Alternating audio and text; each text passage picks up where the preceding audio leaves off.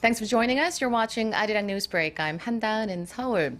Our top story this afternoon, North Korea has fired 2 ballistic missiles into the East Sea. This latest launch comes a matter of weeks after the regime lobbed 3 missiles, 2 Nodong-class and 1 Scud, into the same general area. Kim Hyun-bin reports. South Korea's Joint Chiefs of Staff announced on Wednesday that North Korea fired 2 ballistic missiles from Hwanghae-namdo province in the southwestern part of the country into the East Sea. The launch time was 7:50 a.m. South Korea time.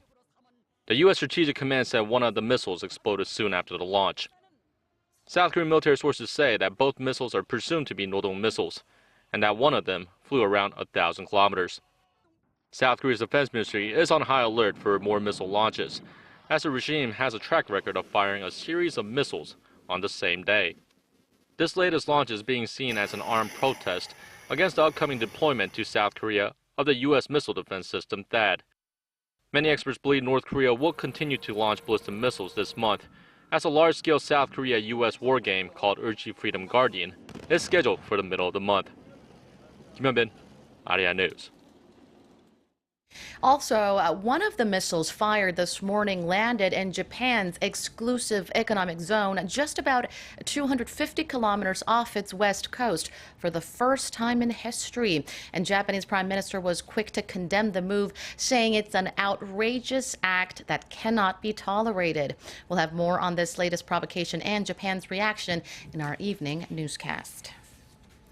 Korea's foreign exchange reserves rose by nearly $1.5 billion on month in July after shrinking for 2 months in a row.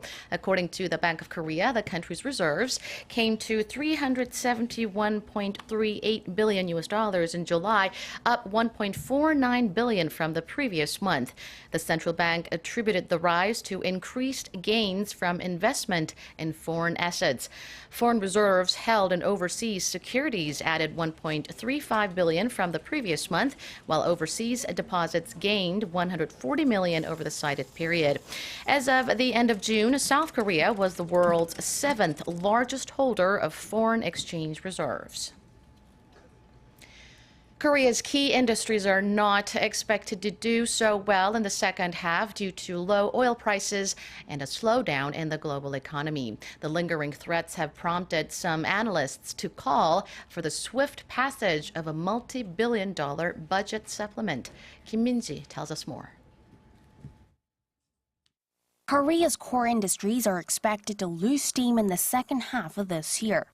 According to the Korea Development Bank, the prospects for most industries are gloomy, with the majority expected to post negative growth. The sectors most vulnerable are those subject to the government's corporate restructuring drive, namely the shipbuilding and shipping industries. Amid an industry-wide slump, the volume of orders for the shipbuilding sector is expected to plunge 92% this year from a year ago. As a result, the order backlog is expected to fall over 33%, while ship exports are projected to dip nearly 17%. The outlook for the construction industry isn't much better, especially because the number of overseas orders has dropped in the wake of the prolonged slump in global oil prices. The display sector could also be facing an uphill battle as companies step up their overseas production, pushing panel prices down. On the other hand, the semiconductor and mobile phone sectors both got a fair rating on the back of scheduled releases of new tech products. As for the potential risks in the second half, analysts point to low oil prices, which show no signs of picking up. Korea's benchmark Dubai crude has been hovering at around the $40 level since the spring. While that's good news for some industries, it hurts the economies of oil-exporting nations, which in turn takes a toll on Korea's exports to those countries, in addition to putting a dent in demand for offshore plants and ships, acting as a drag on the entire economy. On top of that, a possible rate hike in the U.S. could also trigger a massive capital outflow from the Korean market. Analysts say that for Korea to better weather the risks, there needs to be a swift implementation of the government's proposed $10 billion budget supplement, which is currently pending at the National Assembly. It's aimed at softening the impact of the corporate restructuring drive and boosting job creation, but analysts say a delay could muffle the desired effects. Kim Min-ji, ARIRANG News.